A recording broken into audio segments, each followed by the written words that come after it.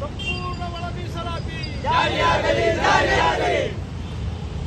ಮಾದಿಗ ವಿರೋಧಿ ಸರ್ಕಾರಕ್ಕೆ ಒಳ ಮೀಸಲಾತಿ ಜಾರಿ ಮಾಡದ ಮಾದಿಗ ವಿರೋಧಿ ಸರ್ಕಾರಕ್ಕೆ ಒಳ ಮೀಸಲಾತಿ ಜಾರಿ ಮಾಡದ ಸಮಾಜ ಕಲ್ಯಾಣ ಮಂತ್ರಿ ಮಹದೇವಪ್ಪನಿಗೆ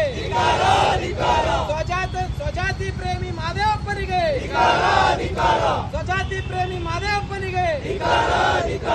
ಸಂಪೂರ್ಣ ಒಳ ಮೀಸಲಾತಿ ಜಾರಿ ಮಾಡದ ರಾಜ್ಯ ಸರ್ಕಾರಕ್ಕೆ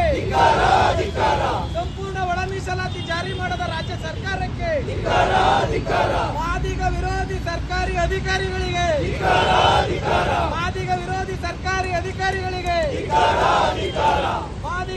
ಸರ್ಕಾರಕ್ಕೆ ಬೇಕೇ ಬೇಕು,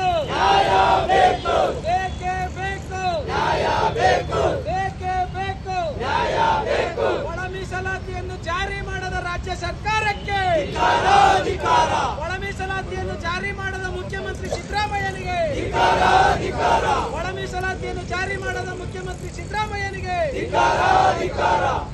ಬಂಧುಗಳ ವಿರೋಧಿಗಳು ನಾವಲ್ಲ.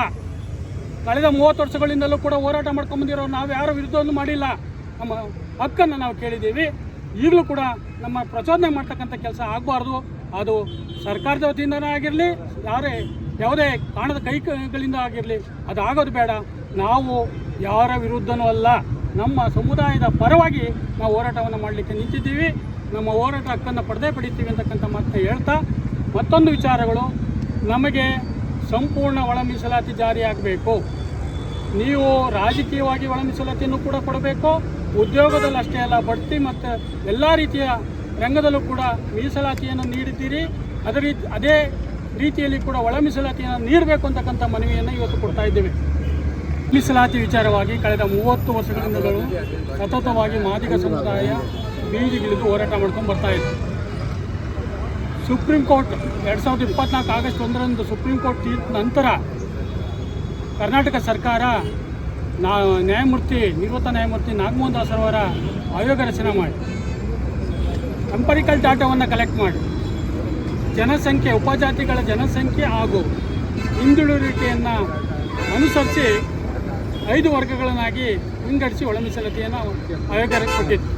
ಆದರೆ ಸರ್ಕಾರ ಅದನ್ನು 3 ABC ವರ್ಗೀಕರಣ ಮಾಡಿ 3 ವರ್ಗಗಳನ್ನಾಗಿ ಮಾಡಿ ಸಚಿವ ಸಂಪುಟದಲ್ಲಿ ತೀರ್ಮಾನ ಮಾಡಿ, ವಿಧಾನಸಭೆಯಲ್ಲಿ ಮತ್ತು ವಿಧಾನ ಪರಿಷತ್ತಲ್ಲಿ ತೀರ್ಮಾನ ಮಾಡಿ, ಅಲ್ಲಿ ಪಕ್ಷಾತೀತವಾಗಿ ಎಲ್ಲ ಪಕ್ಷದವರು ಕೂಡ ಇದನ್ನು ಒಪ್ಪಿಕೊಂಡು ಒಮ್ಮತದಿಂದ ಅವಿರುದ್ಧವಾಗಿ ಅಂಗೀಕಾರವನ್ನು ಮಾಡಿದ್ದಾರೆ. ಅದು ಇವತ್ತು ರಾಜ್ಯಪಾಲರ ಅಂಕಿತಕ್ಕೋಸ್ಕರ ರಾಜ್ಯಪಾಲರ ಕಚೇರಿಯಲ್ಲಿದೆ. ದಯಮಾಡಿ ನಾವಾದರೂ ಎಲ್ಲರೂ ಒತ್ತಾಯ ಮಾಡ್ತಕ್ಕಂಥದ್ದು, ಈ ರೀತಿಯ ವಿಳಂಬದ ನೀತಿಯನ್ನು ಅನುಸರಿಸಿ ರಾಜ್ಯ ಸರ್ಕಾರ ಆಗಲಿ ಕೇಂದ್ರ ಸರ್ಕಾರ ಆಗಲಿ ಮಾದಿಗರಿಗೆ ಅನ್ಯಾಯ ಮಾಡ್ತಾ ಇದೆ. ಅದನ್ನು ಸಹಿಸ್ಕೊಂಡು ಸುಮ್ಮನಿರ್ಲಿಕ್ಕೆ ಸಾಧ್ಯವಿಲ್ಲ.